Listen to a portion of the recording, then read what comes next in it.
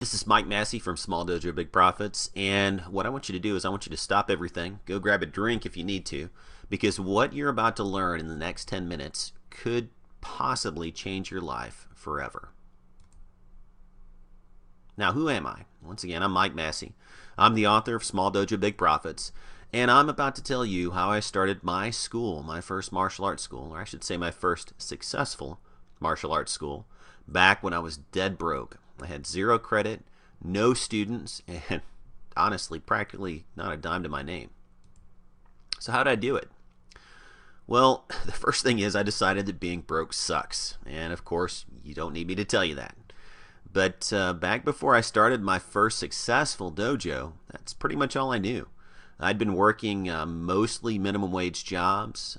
I was fairly uneducated, although I was self-educated. I didn't have that important piece of paper that is proof of education that most employers for good jobs want to see.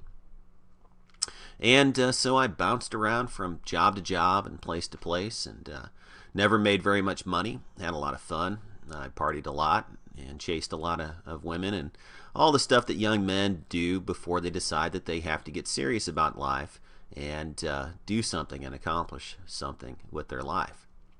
So what I decided was that I wanted to start a martial arts school and teach martial arts professionally, but unfortunately I failed 3 times before I figured it out. Now, before I started my first successful school, not only did I fail 3 times, but I failed 3 times miserably. In fact, before I moved to the town that I live in now, I'd actually failed twice. Now, I thought it was the location, but it was actually more than that. The first time I decided to open up a studio, I'd partnered with a friend of mine, and he was a black belt, and I wasn't quite a black belt yet. I was almost a black belt. And I ended up doing about 75% of the teaching for 25% of the money, which was fine for my friend, but he got all the credit and all the money, and I got all the work, so that didn't work out too well. And then I decided to start my own studio. So I got promoted to black belt and went to another town and rented a place from somebody and spent about 2 weeks fixing that place up. And then guess what? I let people talk me out of opening that studio when it actually could have been a success because there was nothing else happening in that town. Now, the thing is, back then all I wanted to do was teach martial arts, but people kept telling me that I was crazy. Go to college, they said. Get a good job, they said. And I listened to them. You know, that hearing that over and over again from everybody I talked to, it kind of stuck in my head after a while. And it was hard for me to go beyond that doubt and get past that doubt so I could get out of my personal misery. And that doubt was a lot of what kept holding me back. Now, the thing is, no one really believed in me. As a matter of fact, I actually heard this from a friend of mine. After my former buddy of mine had told me she talked to my ex-girlfriend. He had talked to my ex-girlfriend, I should say, and told her what I was doing, trying to start a martial arts studio, and she laughed at me, and she said, you know, I was an idiot, because everybody knows you can't make any money doing that. And she was completely wrong, as I proved everyone was completely wrong in the years after that.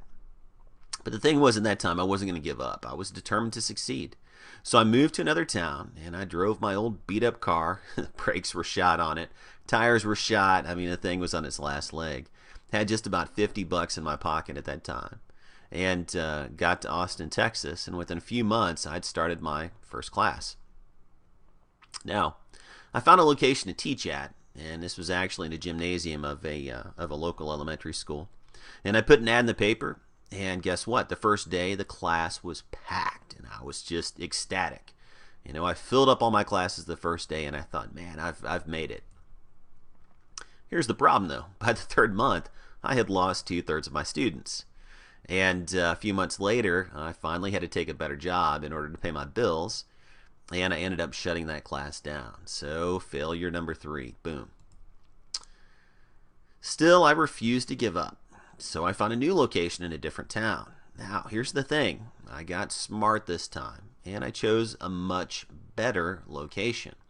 So that was part of it.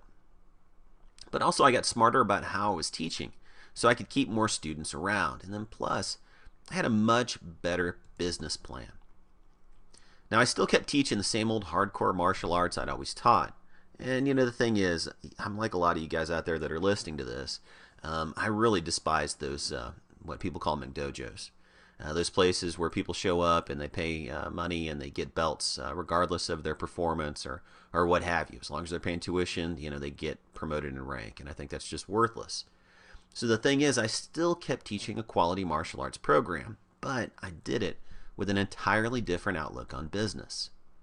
Now, my new attitude was all about building my classes up enough so I was making enough money to get my own dojo. That was my goal. Now, within a few months at the part-time location I'd found, I'd filled my classes with about 40 paying students.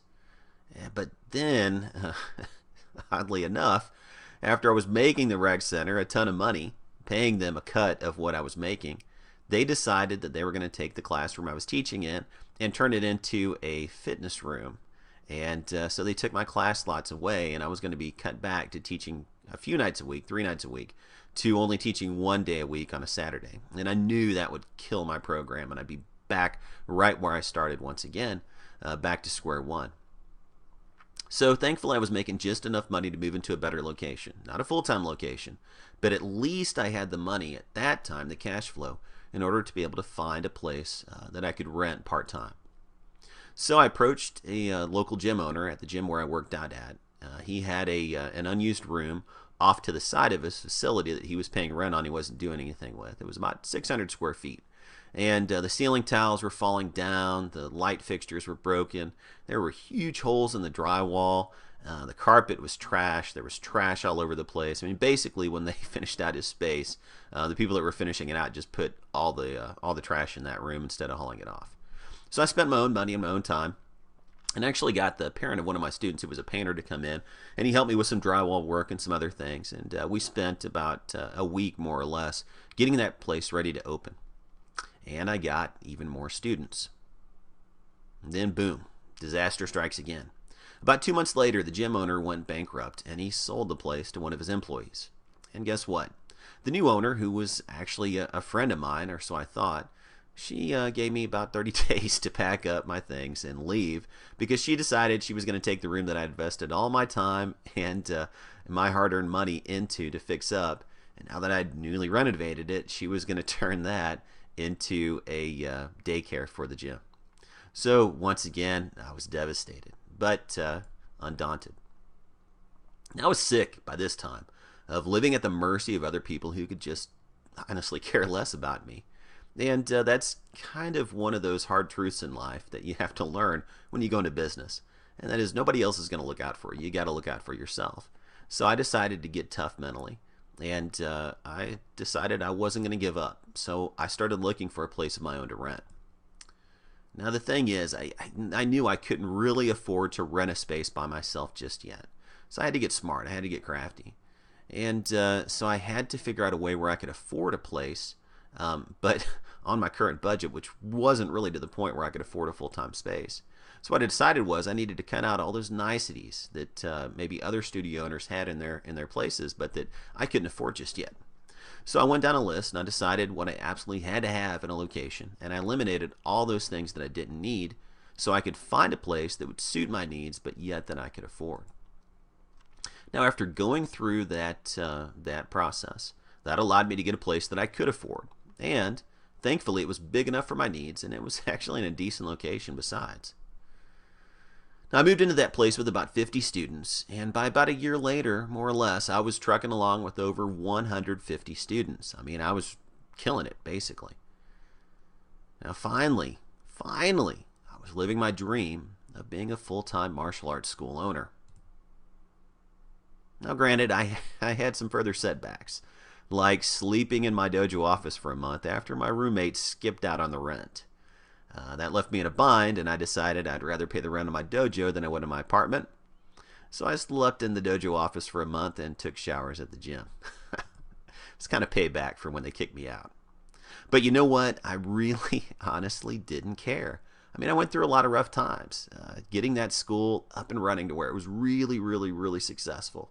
I really didn't care about those hard times. And here's why. It's because for once in my life, I was calling my own shots. I wasn't having to go in and answer to somebody else at some crappy, minimum wage job, although I did keep working full-time jobs in order to support myself so I could reinvest my money back into my studio. But I didn't have to do that. I mean, if I wanted to, I could have quit those jobs and just lived off the money I was making from my studio.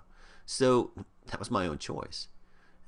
I could make my own decisions in my life for once and not have to live at the mercy of my wallet and somebody else using me, basically for indentured servitude.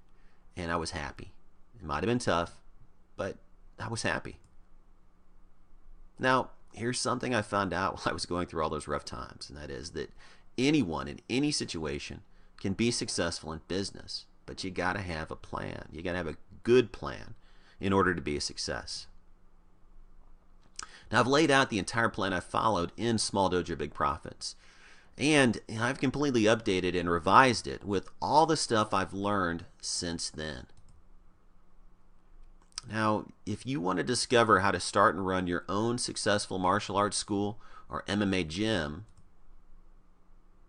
even if you're dead broke, even if you have zero credit like I had, and no students to speak of, my question to you is, what are you waiting for? I've laid it all out for you. I've made it absolutely crystal clear. And this book has been used by hundreds of other martial arts instructors since I published it to start successful schools. Now, the thing is, this is the real deal, and there's absolutely no risk to you when you order today. It's because I'm so confident that you'll be absolutely satisfied with your purchase of Small Dojo Big Profits based on the feedback I've gotten over the last 10 years from the thousands of people who have purchased this book. I'm offering you a 60-day, no questions asked, 100% money-back guarantee on your purchase. So, click the order button right now and find out how you can build the school of your dreams on a pork and beans budget like I did. And let me tell you something, I ate a lot of top ramen and pork and beans. Thankfully, I don't have to do that anymore. So, click the order button right now and get started today building the school of your dreams. And I'll see you on the other side.